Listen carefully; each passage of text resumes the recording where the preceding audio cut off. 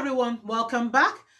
I'm just here to give you updates on Bishop Feyi Daniels. Remember yesterday I posted a video where he said he was being accused, and the security agencies are after him.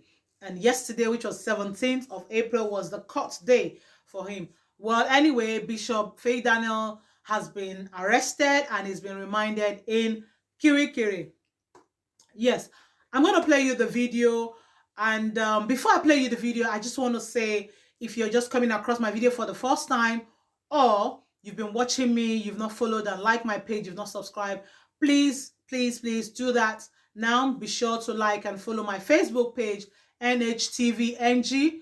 Subscribe to my YouTube channel, NHTV Angle. Turn on the notification bell, like my channel, drop your comments, share this video so that Facebook and YouTube will be able to recommend my video for a lot of people. To all my returning subscribers, thank you.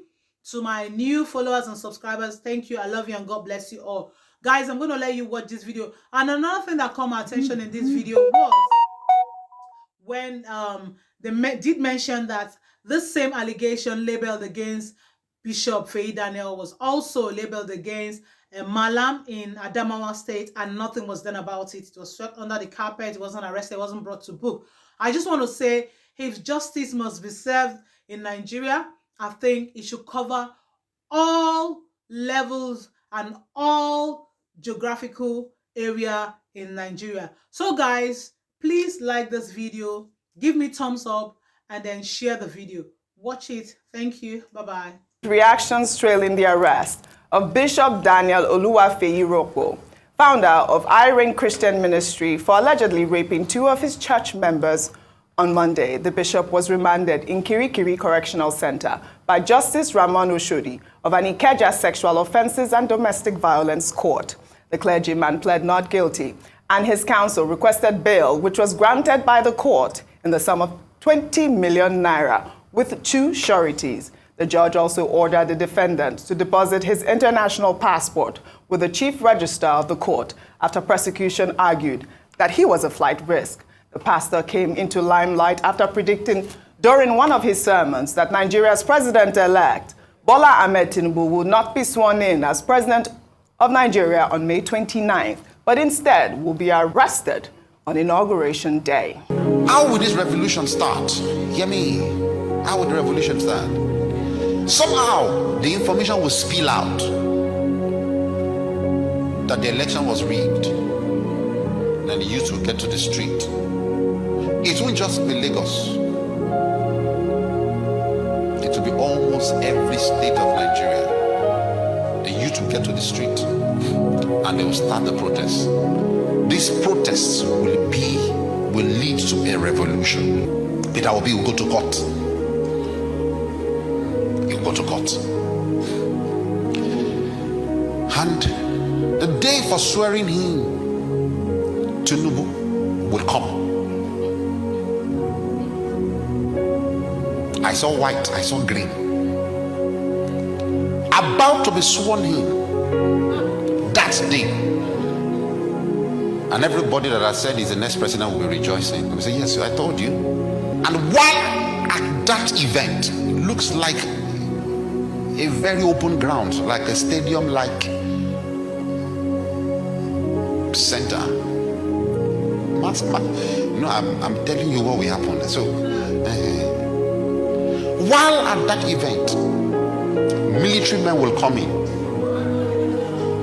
and they will arrest Tinubu. And at that point, an interim government will rule Nigeria.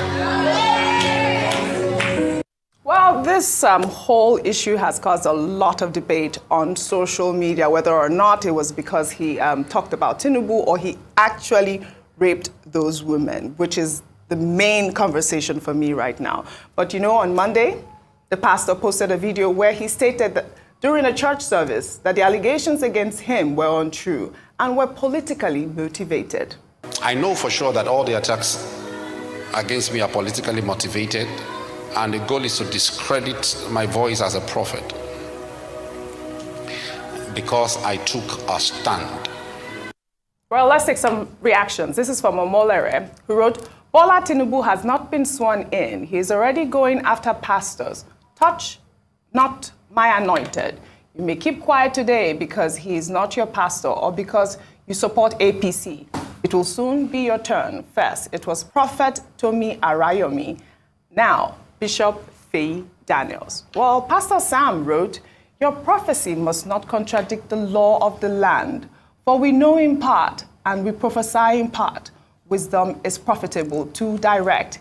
Even when God told you something and you knew it was going to contravene the law of the country, you need to apply wisdom. I mean, I think that Prophet Sam's tweet right there is quite apt. I mean, I cannot say what pastors should say or what pastors should not say at this point. I'm not a lawyer. But the main issue really at this junction is whether or not he raped those women. We have seen this type of stories. Ayo, I want to start with you because we've seen these prophets, you know, that have been convicted of rape, yes, raping their, you know, members and yes, all of that. And even when my mother died, I believe I got some messages regarding this particular pastor.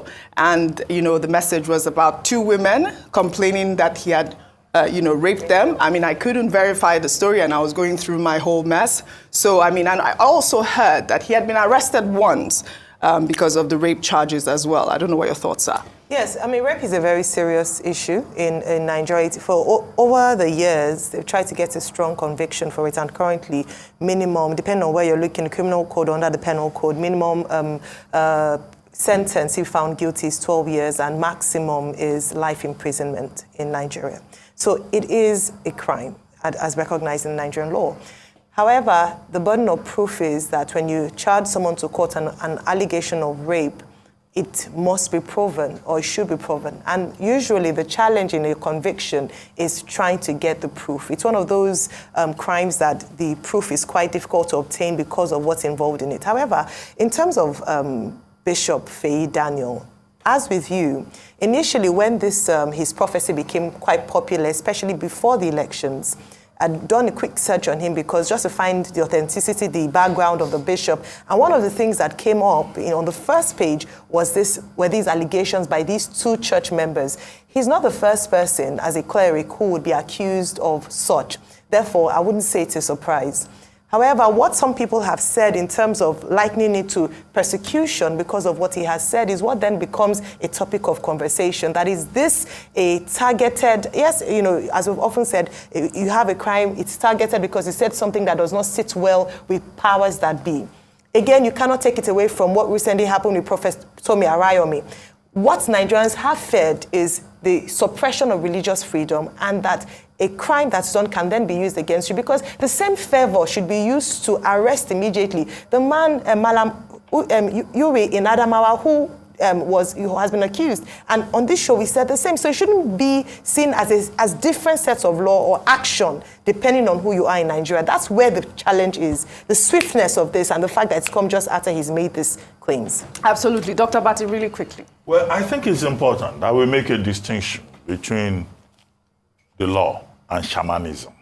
Because the entire, structure of your presentation is trying to say, oh, there's a connection between what the bishop said and, maybe politics. And it's unfortunate because that's the rhetoric on social media instead of the main issue. No, there are 2 separate things. A pastor is not above the law.